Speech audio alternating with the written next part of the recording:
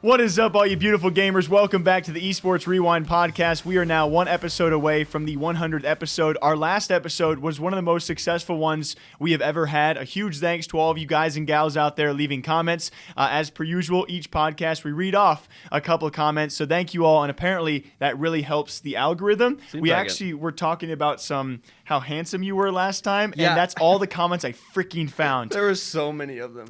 Is it just me, or does Hunter look like Zoms from Valorant? Man is handsome. And then, of course, the top comment was also the same freaking thing. First, I'll take, people say Zoms and Nitro. I'll take that any day of the week. I've heard Z-Laner. I've heard Zoms. I've heard Nitro. But yeah, top comment, Lachlan. Hunter looks especially beautiful today. So can you guys do me a favor and leave comments about me? Yeah. How does Jake? Does Jake look beautiful So today? for our 100th episode, I want to leave a comment. Hope you guys all enjoy it. Let's get into a wild, wild week of stories.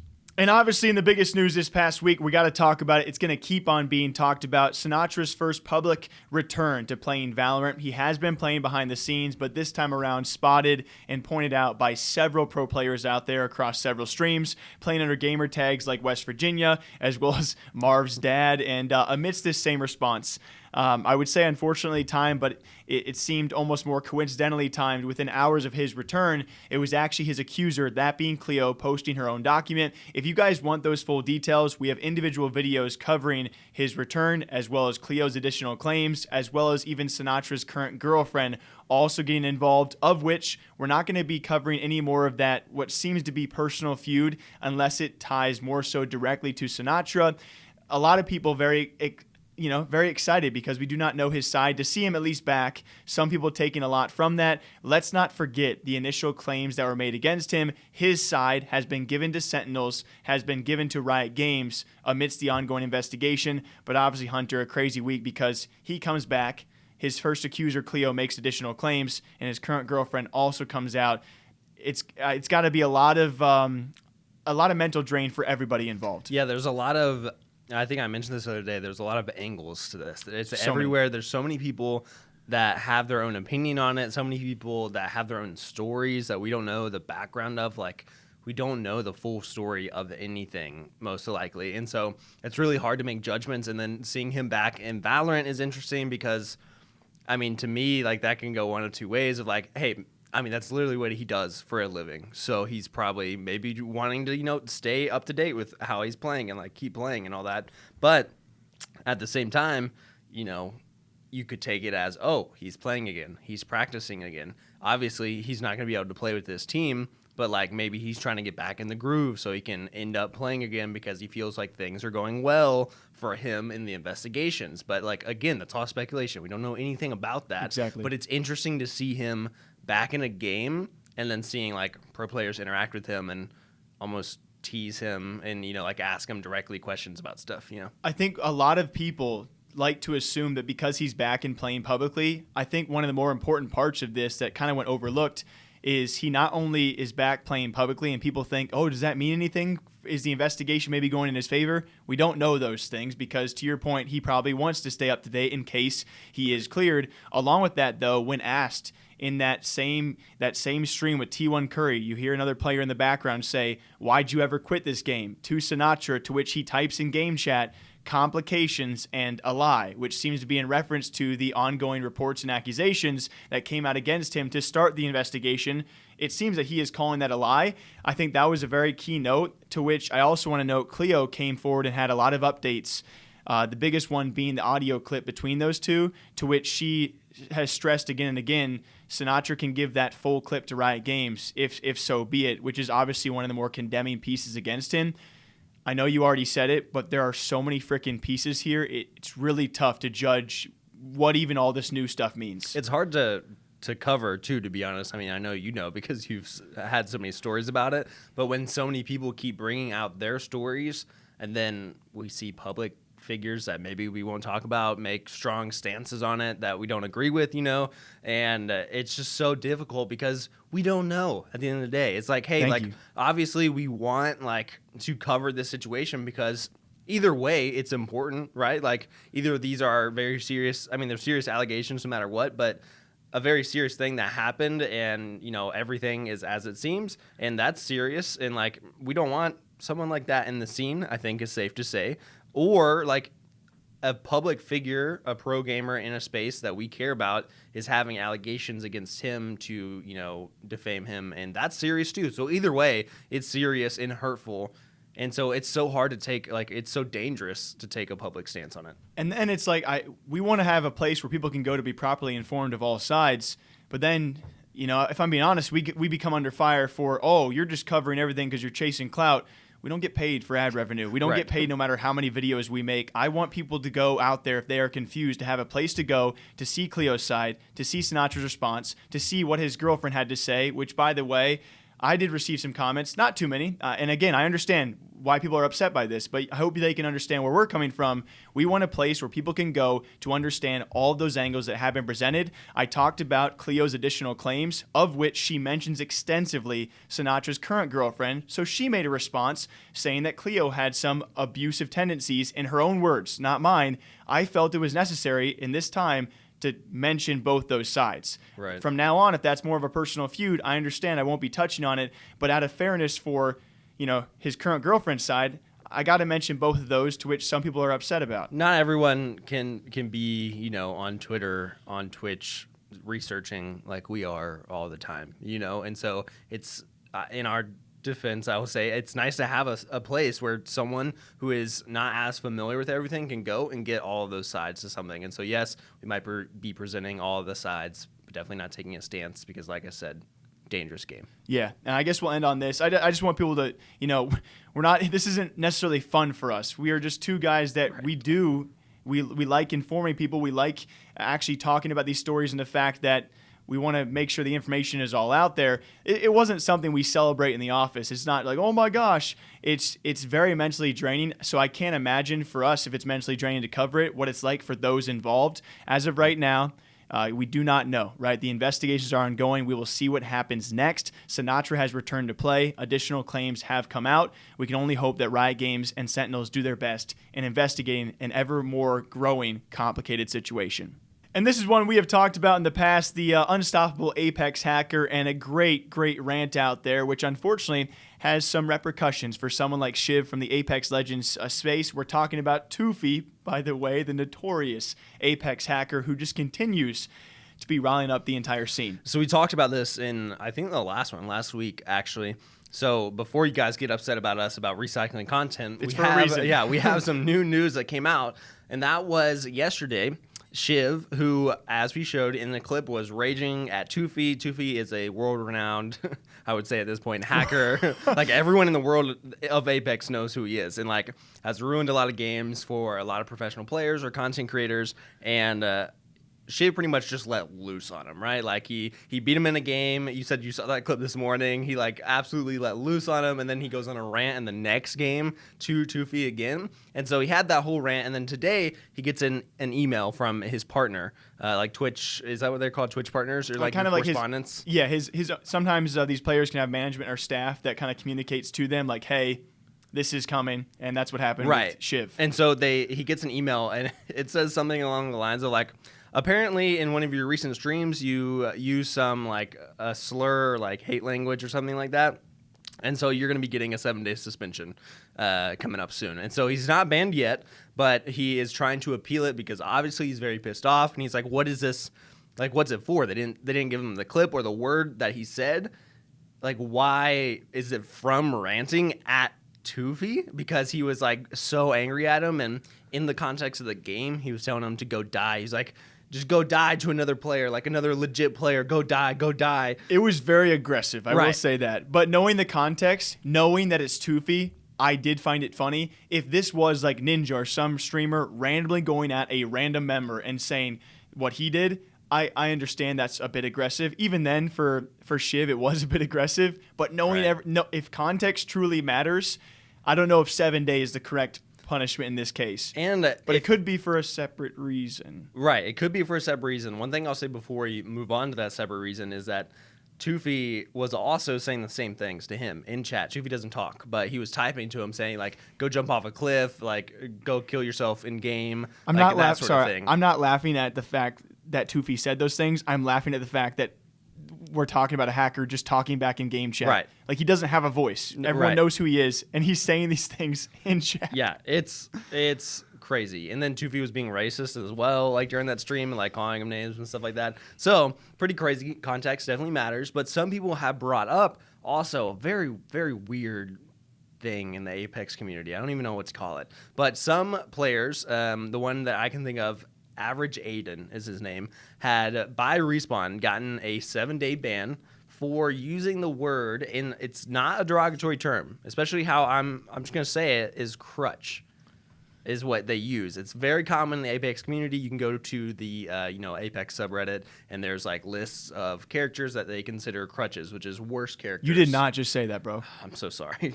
So Aiden got a ban from Respawn for that, and apparently in his last stream, Shiv also used that word to describe some characters. And so curious where that, like, I mean, I feel like clarity is very necessary in this situation of like, hey, either was it for that rant at Tufi, or was it for using this word crutch that like they are now defining as a, almost a derogatory term for those who are disabled or handicapped. Right. Just to explain that part of it. So it's pretty likely those are one of those two reasons, whether it's the aggressive nature of telling the cheater to go die repetitively, or for a potential derogatory term that's only used necessarily in this community that I've seen, that we've seen so far, that apparently might be a derogatory slur towards the handicapped. But if that's the case, I'm sure you guys can understand, if that is the case, the streamer needs to know. That way, the streamer can say, okay, I won't be telling players to go die, or I won't be calling these characters crutch players or crutch characters. Right. I won't actually, reference them as that anymore. And Respawn / Twitch, if it is the secondary one, make a public statement. They need to make a statement because it's so widespread. Or just, tell that person directly. That way other players can know based off the player saying, hey, this is why Twitch banned me. Twitch does not have to make a public statement, but I think something needs to be said. But I think this also kind of refers back to one of the few times, we've actually covered this a handful of times, but 100 Thieves Tommy, he actually was given a ban, and it was also a Twitch staff member or one of his members letting him know ahead of time, hey, this ban's coming down the pipeline. But just like with this Shiv case, it was a very, very broad reason. It was not a specific reason. They said that he had revealed some sort of information on a VOD. That VOD might have been deleted.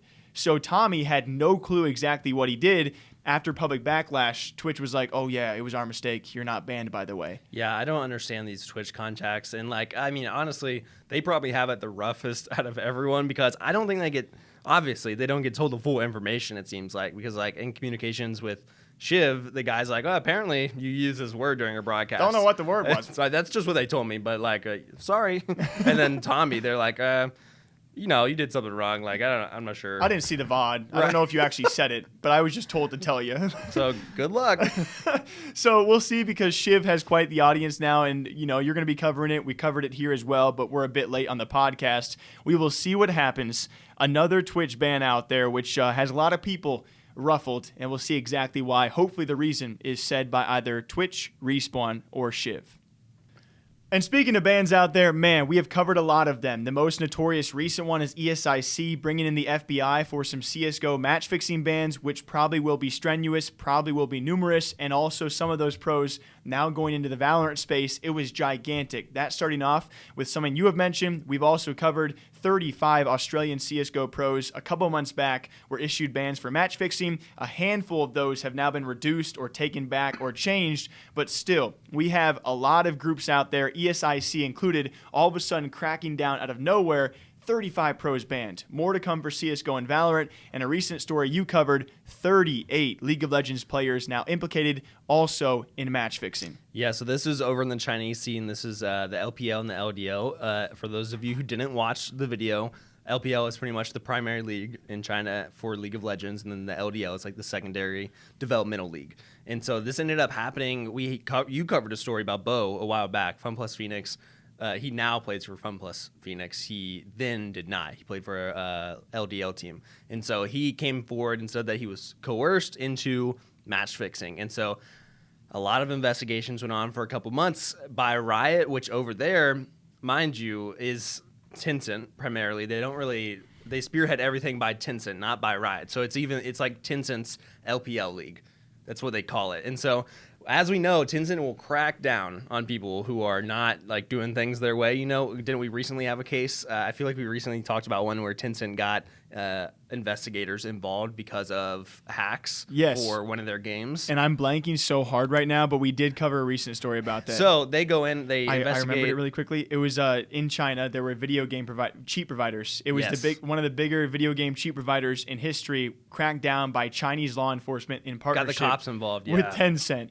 They're in jail now, so you don't want to mess with Tencent. Right. So Tencent, not the company you want to mess with, and they end up investigating for 2 months all these players, and such a wide variety of bans at this point for match fixing. There was 3 players in the LPL and then 35 in the LDL, and so ended up a lot of bans. Some were for like 3 months, some for like 18, some permanently. A whole team got removed from the LDL. Crazy stuff. It's like.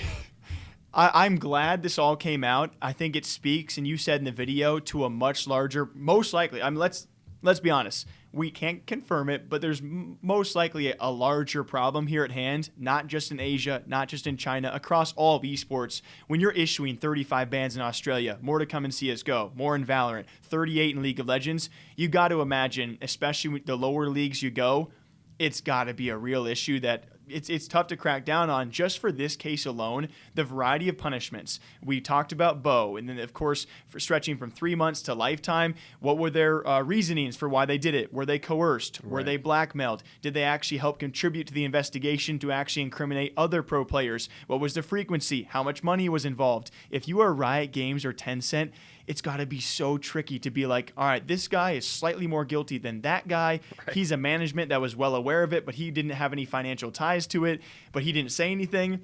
It's got to be an absolute headache, and it just makes me think, oh, God. I'm glad we're here talking about it. We're not those guys. And we're not having to really look into it and be like, because these are career change. Obviously, if you make the choice to match fix, you deserve to have your career impacted, if not ended. You made that choice. Right. But there are a lot of varying circumstances around that, so what a headache that has to be.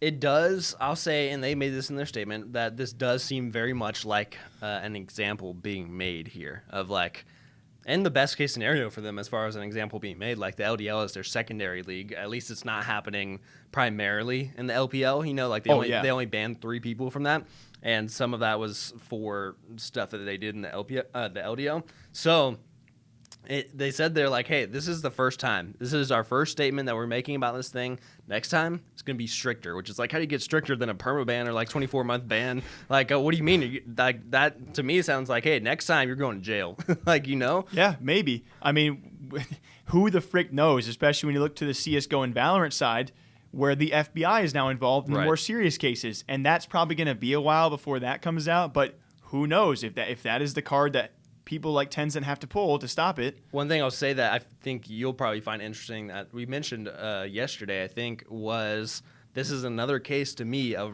Riot versus Valve. Like they've both had these situations now of how like having match fixers. And so comparing how like it gets handled, and then also it'll be interesting to see what happens after. Like, do these steps work for Riot? Like, does this just like knock it out? Are they not going to have problems again?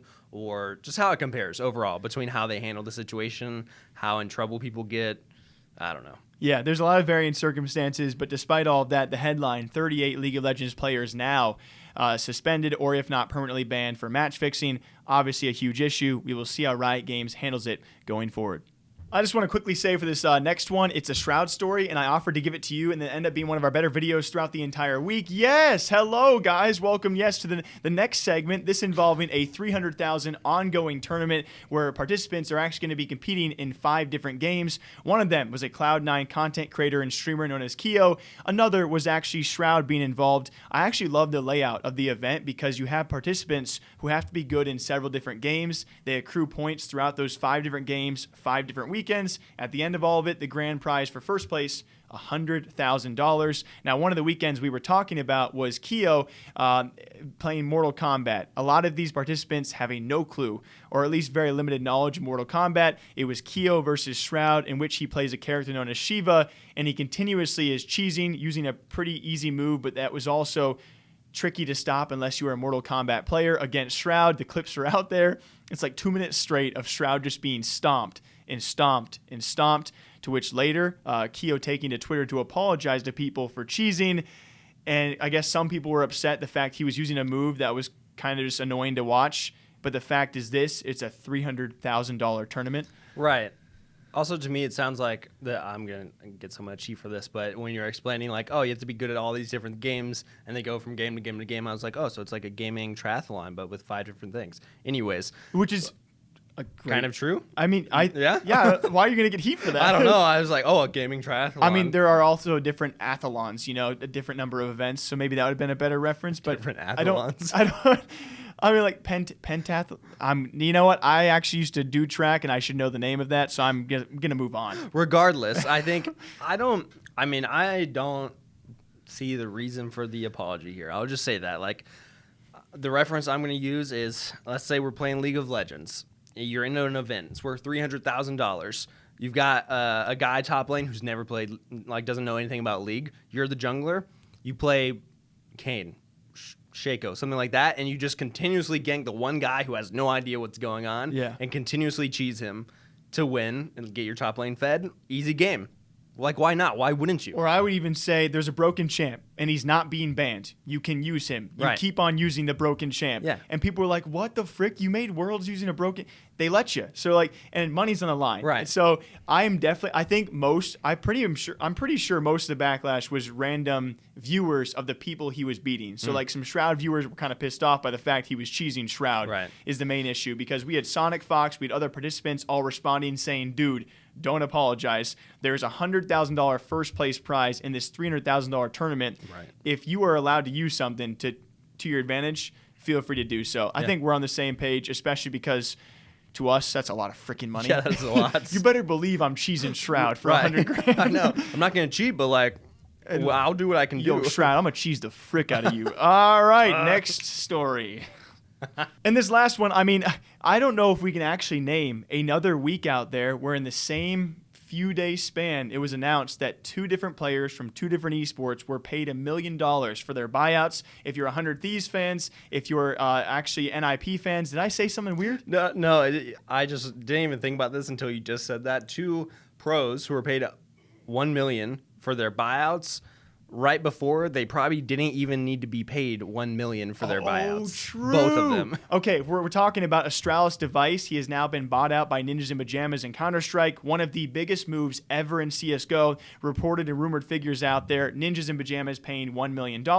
And then we have Schalke, certainly in trouble in League of Legends. They sell Abadage to 100 Thieves, also for $1 million. If you don't mind me, I'll probably jump in on the CSGO stuff first. Gigantic, unforeseen, and as you just mentioned, he had around 7 to 8 months left of his contract, set to expire end of 2021, but apparently Ninjas in Pajamas want Dev1ce now. I mean, for me, the overall point here, I guess for both players, as I spit on your side of the desk, is what can a player bring $1 million in value plus the salary you're paying him in a short 7 to 8 month span is what I'm like. That's just...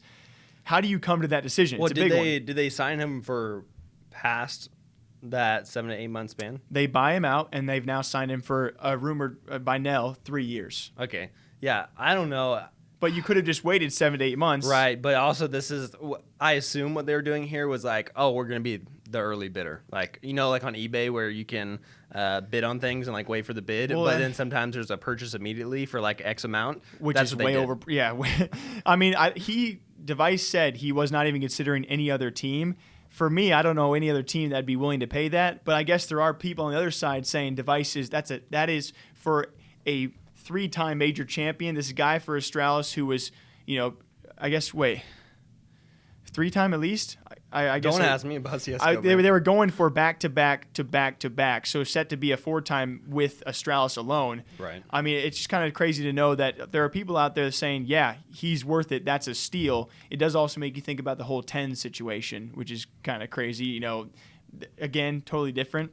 But people valuating him at X amount, that does make sense. Guys, I'm really blanking on the whole Astralis Major Champions thing. Please don't hold me too accountable for that. So we're going to move on very lastly to the Abadage situation, which is also very, very different given Schalke's situation. Yeah, so Abadage ended up getting bought by 100 Thieves, which they could only do. He would have been their third import, but someday got his green card. Therefore, they could sign Abadage. They've had a lot of trouble with their mid laners. Apparently, they have had their eyes on him for a while, which may be true, may not be true, whatever. And then, like a couple days later, we find out that Schalke has been relegated from their. So for people who don't know, their esports league is also part of their football. They have a sports division and they have an esports division, and they're a part of the Bundesliga, the German football league, of which they've now been relegated. So in theory, the sports division would be the one that was making more of the money. Yes. The esports division was kind of their like side venture, side project, and so they have gotten relegated in their sports division. Their football team, not soccer team. And so at this point, it's like, okay, they're probably going to drop their whole esports roster to begin with, I'd imagine, if their sports division is not going to be performing well at all. And so they kind of like just got him out quick of like, yeah, we'll take $1 million. Like, sure, we're about to get rid of him anyways. Like that'll be good funds to tide us over for a while. I don't think it's too far-fetched. Imagine like Man U. They all of a sudden, for some reason, they get relegated or they have some huge financial losses. If you, as a company in Man U, majority of your income is coming from the sports side, and all of a sudden that's not there, you're probably going to cut ties with all of your little itty-bitty side ventures first, especially if you're Schalke, where your immediate buy-in price for the league is all of a sudden worth probably a bit more.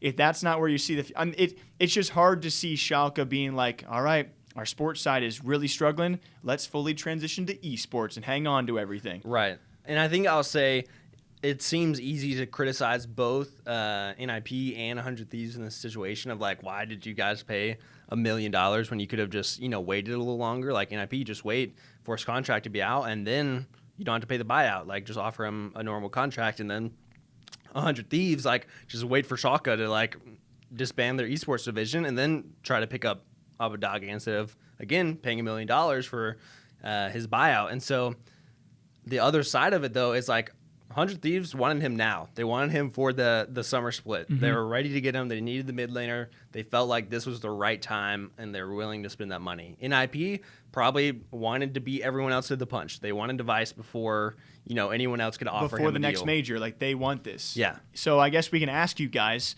which $1 million buyout do you think was more worth it? But clearly, Ninjas Majamas, they want that major. Clearly, 100 Thieves, they want to just even make Worlds. This is obviously a stellar accomplishment and probably one they find to be worth that. So can they achieve it, and which one is going to be worth it? Only the future will tell.